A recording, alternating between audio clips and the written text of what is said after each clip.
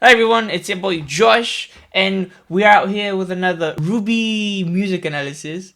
We're gonna take a look at one of, I think, the best works from Alex Abraham, which are the scores from episodes 5 and 6 from Volume 6. Chapters 5 and 6 of Volume 6 have this horror setting, and I think Alex I think Alex is a perfect fit.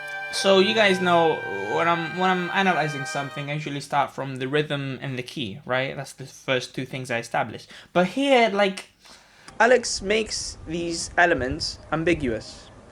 That's a keyword I used in another video of mine while I analyzed the introduction to Sacrifice. Here's the analysis to the full song.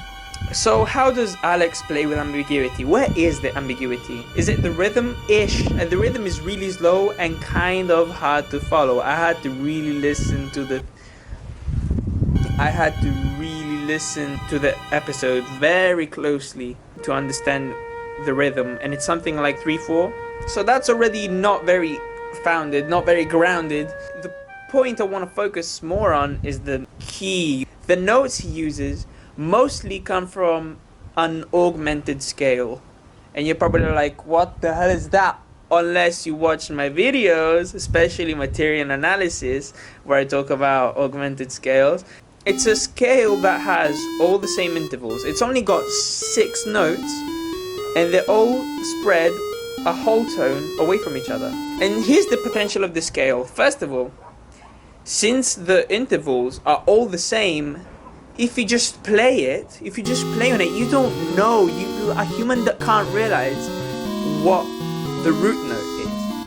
It could be anywhere. Since the intervals are all the same, you could start here, or you could start here, or you could start here. Like, the human brain is not able to find the root note in that particular scale.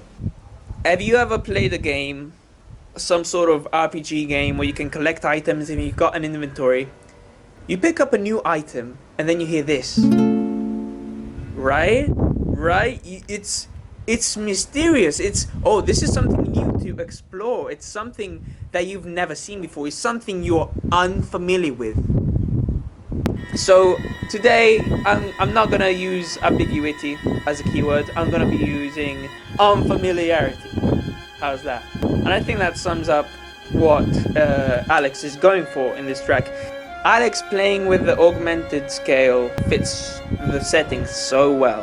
The protagonists are going into this like weird farm, they don't know anybody, there's a mystery, why did the people die? Alex is a really huge fan of orchestration, and it plays such a huge role into very ambient music like the horror theme.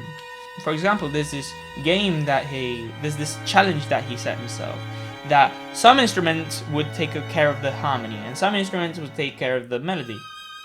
And he wanted the harmony instruments to play minor major sevenths and the melody instruments to not play any of the notes that were already in the harmony. So basically never having octaves in his work.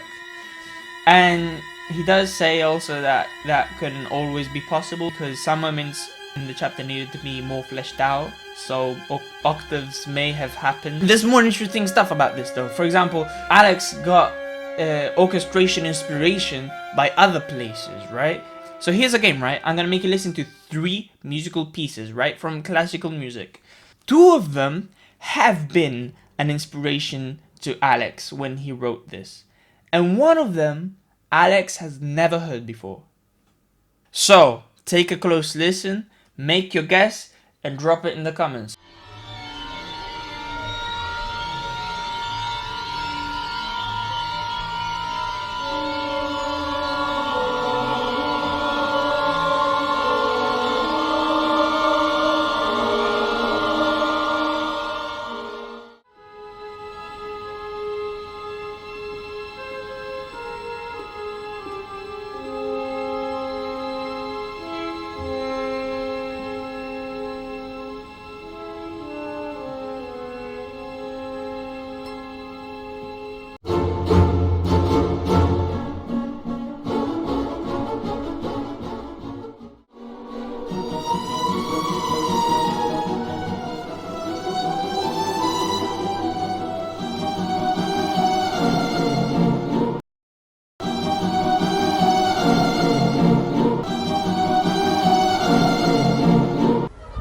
So, Sorcerer's Apprentice is kind of obvious. Alex was definitely inspired by Sorcerer's Apprentice. And I was a little bit sneaky. I put in a melody that resembles Brunswick Farms very much. But that's not the thing that Alex took away. I mean, sure, it's a recognizable staple of the song, but the prominent thing about Sorcerer's Apprentice is another one. The key. So what Alex got from the Sorcerer's Apprentice is the orchestration, so the roles of the violins and the flutes, and how they play with augmented scales, which makes for a very unfamiliar, mysterious ambience. So that leaves us with Halo 3's Prophet of Truth theme and the Psycho soundtrack. Here's the verdict. Oh, the odd one out, the one that Alex never heard before, is Halo 3's Prophet of Truth theme. When I took a close listen to the melody, I immediately thought of this, because it doesn't have the same orchestration. It's got a very long padding of violin or some string. The melody is played by the choir. It's sung by the choir. You get two notes with a choir. They sing two notes at the same time, and they are almost the same notes, an octave up, but they're ever so slightly off. They're a half step closer to each other than they should be. And that's a technique that Alex uses in this scene.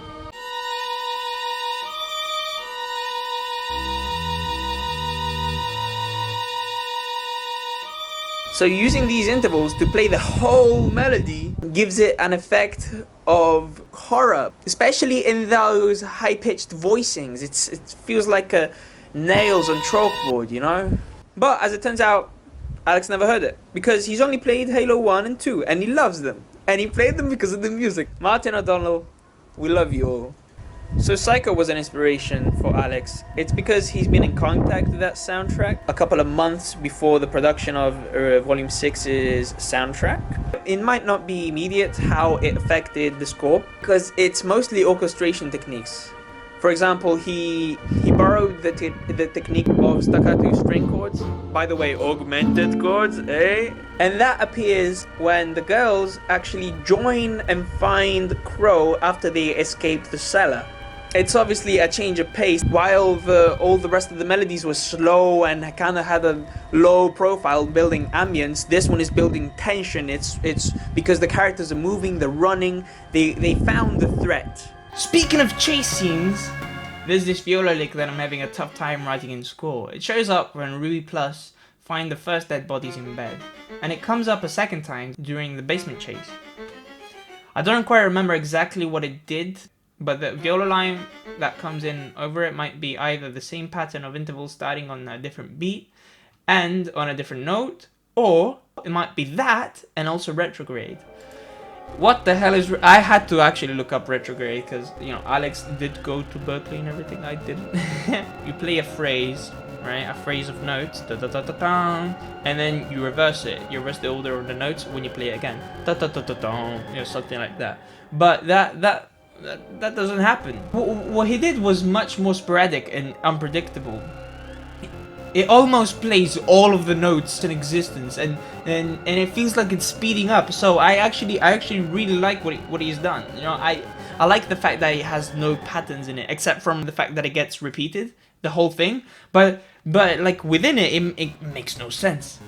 I forgot to mention something that I really like about this melody. I associate that melody to the apathy and the apathy's effect on the farm. I appreciate the fact that we first hear this leitmotif in chapter 5 when we don't even know what the apathy is. If I rewatch chapter 5, I'm gonna hear that melody and I'm gonna think, the apathy, I don't see it, but it's taking its effect on Weiss and Yang. Like, this ties in with the concept of mystery. There's a presence that's taking an effect on Weiss and Yang. I'm just tired, I don't know what I'm saying. You know what I mean? And then in the next chapter, we find the physical representation of those effects and that melody, which is Grim. The melody represents the monsters before we even see them, because they are taking an effect on Team RWBY. So yeah, I hope you found this stuff interesting. I think Alex is really good at making horror themes. The first example was Neo's theme, and that was eerie and stuff. You know how Miles said that if it ever wasn't for Roman Torchwick, Neo would be a lot worse, like going out and murdering people? Well, I believe that. And like Alex's theme for Neo kind of reinforces that. By the way, if you don't know what I'm talking about, it's this.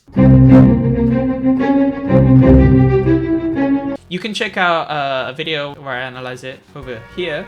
So yeah, I love how Alex and Jeff are complementary in writing the score for RWBY.